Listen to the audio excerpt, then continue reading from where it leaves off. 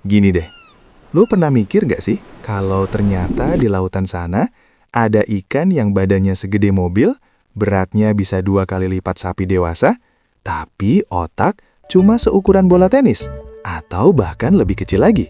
Ikan ini tuh ibaratnya supermodel di dunia laut. Gede, unik, tapi ya gitu deh. Dicap sebagai ikan bertulang belakang terbodoh di dunia. Kenalin, namanya mola-mola, atau kalau di Inggris mereka nyebutnya ocean sunfish. Kenapa sunfish? Karena kelakuannya kayak orang gabut yang lagi rebahan di kolam renang sambil berjemur. Padahal ya, itu bukan gabut biasa. Tapi sebelum kita bahas kenapa ikan raksasa ini dicap bodoh, kita bahas dulu seberapa raksasa dia. Lo bayangin aja, mola-mola dewasa itu tingginya bisa ngalahin orang berdiri. Beratnya, rekornya pernah nyentuh lebih dari 2 ton. 2 ton, bro. Itu lebih berat dari mobil sedan loh. Gede banget kan? Nah, masalahnya di sini. Ikan sebesar itu harusnya punya pusat kontrol yang canggih dong. Harusnya otaknya gede, biar bisa mikir, gue mau kemana? Gimana cara hindarin hiu? Ternyata enggak. Otak mola-mola itu, kalau diukur dari rasio berat badan, cuma sekitar 1:400.000. Artinya, kalau badannya seberat 400.000 gram, otaknya cuma 1 gram. Kalau kita bawa ke warung kopi, badannya itu ibarat 1 truk tangki air. Tapi isi otaknya cuma sebungkus permen Kopiko. Kecil banget.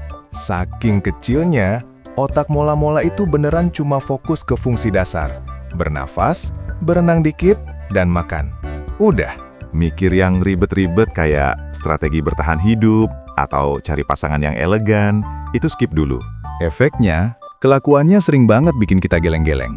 Mola-mola ini sering banget nyasar ke perairan dangkal, yang jelas-jelas bahaya buat dia. Mereka berenang itu kayak drone yang lagi lost signal. Berenang ke depan, tiba-tiba belok tanpa alasan, terus nabrak karang. Coba lihat video-video di internet. Banyak mola-mola yang nyangkut di permukaan, susah balik ke dalam. Cuma karena dia nggak bisa mengatur badannya yang raksasa itu. Bahkan, cara dia makan pun dianggap nggak efisien. Makanan favoritnya itu ubur-ubur. Hewan yang isinya cuma air dan nggak punya nilai gizi tinggi. Ibaratnya lo disuruh makan kerupuk terus-terusan sampai kenyang. Nggak ada energinya, tapi kenyang doang. Buat mempertahankan badan 2 ton, mola-mola harus makan ubur-ubur dalam jumlah edan. Terus perhatiin deh bentuknya. Mola-mola ini kayak ikan yang baru selesai dibuat, terus buru-buru dipotong sama Tuhan. Bagian belakangnya kayak kepotong, gak ada sirip ekor kayak ikan pada umumnya. Sirip ekor yang kita sebut caudal fin itu diganti sama struktur aneh yang namanya clavus. Makanya, mola-mola berenangnya lambat banget.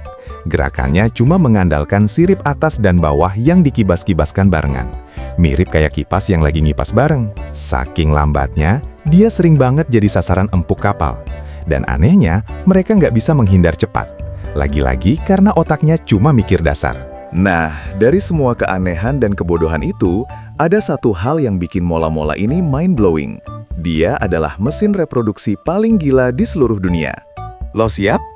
Satu mola-mola betina dalam sekali bertelur bisa menghasilkan 300 juta telur. 300 juta? Itu bukan jumlah penduduk Jakarta. Itu jumlah telur yang dikeluarkan satu ikan. Kenapa harus sebanyak itu? Karena ini adalah strategi bertahan hidup ala makhluk bodoh. Mereka tahu kalau mereka gak punya otak buat menghindar atau sembunyi. Jadi mereka main kuantitas. Tapi nih, hidup mola-mola ini gak cuma soal berenang lambat dan bertelur gila. Mola-mola juga punya masalah kebersihan yang parah. Badan mereka itu adalah hotel bintang 5 buat para parasit. Nah, ini nih yang menjawab kenapa dia sering banget berjemur di permukaan laut. Banyak yang mengira dia lagi santai, padahal dia lagi pusing sama kutu-kutu ini. Saat dia berenang pelan di permukaan, ada 2 hal yang dia cari.